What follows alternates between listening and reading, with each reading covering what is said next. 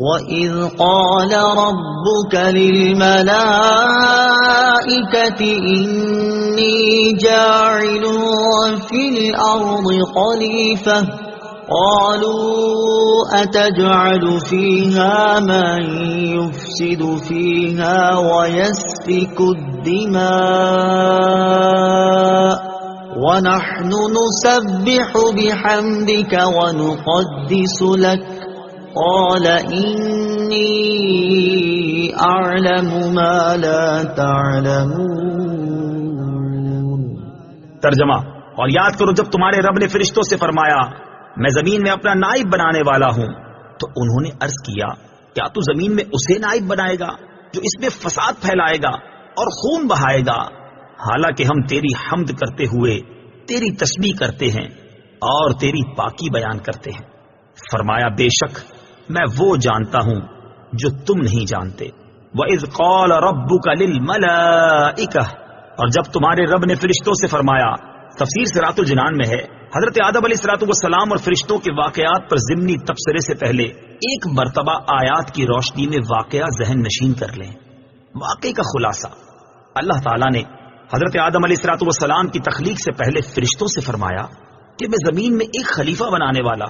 اس پر فرشتوں نے عرض کی اے اللہ عز و جل، کیا تو زمین میں اس کو نائب بنائے گا جو اس میں فساد پھیلائے گا اور خون بہائے گا، حالانکہ ہم ہر وقت تیری تسبیح و تحمید کرتے ہیں، یعنی تیری خلافت کے مستحق ہم ہیں۔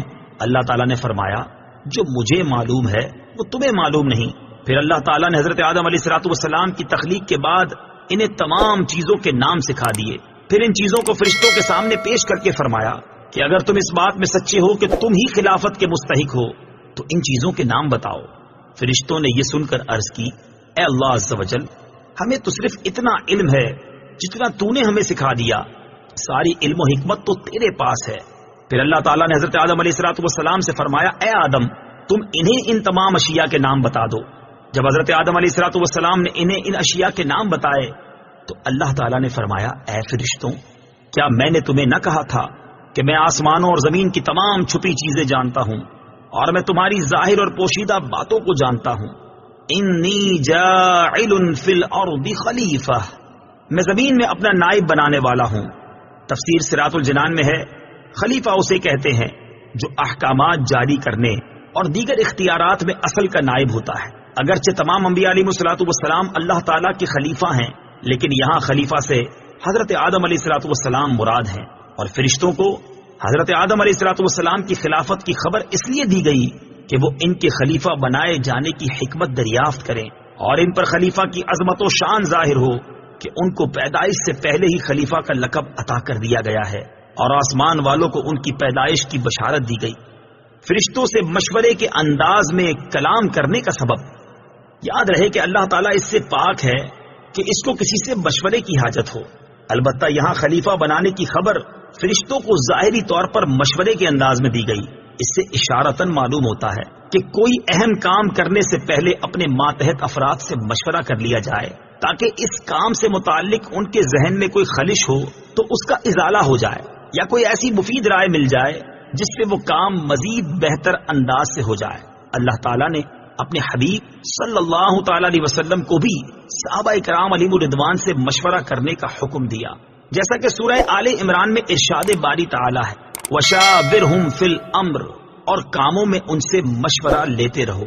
اور انصار صحابہ کرام رضی اللہ تعالی عنہم کا وصف بیان کرتے ہوئے ارشاد فرمایا وَأَمْرُهُمْ شُورَى بَيْنَهُمْ، اور ان کا کام ان کے باہمی مشورے سے ہوتا ہے۔ حضرت انس بن مالک رضی اللہ تعالی عنہ سے روایت ہے نبی اکرم صلی اللہ تعالی علیہ وسلم نے ارشاد فرمایا جس نے استخارہ کیا وہ نامراد نہیں ہوگا، اور جس نے مشورہ کیا وہ نادم نہیں ہوگا، اور جس نے میانہ ربی کی وہ کنگال نہیں ہوگا۔ اتجعل فیہا من یفسد فیہا، کیا تو زمین میں اسے نائب بنائے گا جو اس میں فساد پھیلائے گا۔ تفسیر صراط الجنان، اس کلام سے فرشتوں کا مقصد اعتراض کرنا نہ تھا بلکہ اس سے اپنے تعجب کا اظہار اور خلیفہ بنانے کی حکمت دریافت کرنا تھا، اور انسانوں کی طرف فساد پھیلانے کی جو انہوں نے نسبت کی تو اس فساد کا علم انہیں یا تو صراحت کے ساتھ اللہ تعالیٰ کی طرف سے دیا گیا تھا یا انہوں نے لوح محفوظ سے پڑھا تھا، اور یا انہوں نے جنات پر قیاس کیا تھا۔ کیونکہ وہ زمین پر آباد تھے اور وہاں فسادات کرتے تھے۔ فرشتے کیا ہیں؟ فرشتے نوری مخلوق ہیں، گناہوں سے معصوم ہیں، اللہ تعالیٰ کے معزز و مکرم بندے ہیں، کھانے پینے اور مرد یا عورت ہونے سے پاک ہیں۔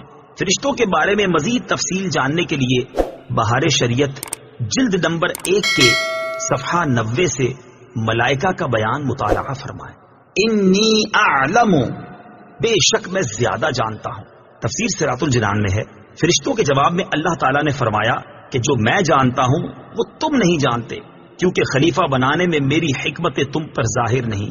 بات یہ ہے کہ انہی انسانوں میں انبیاء بھی ہوں گے، اولیاء بھی اور علماء بھی، اور یہ حضرات علمی و عملی دونوں فضیلتوں کے جامع ہوں گے۔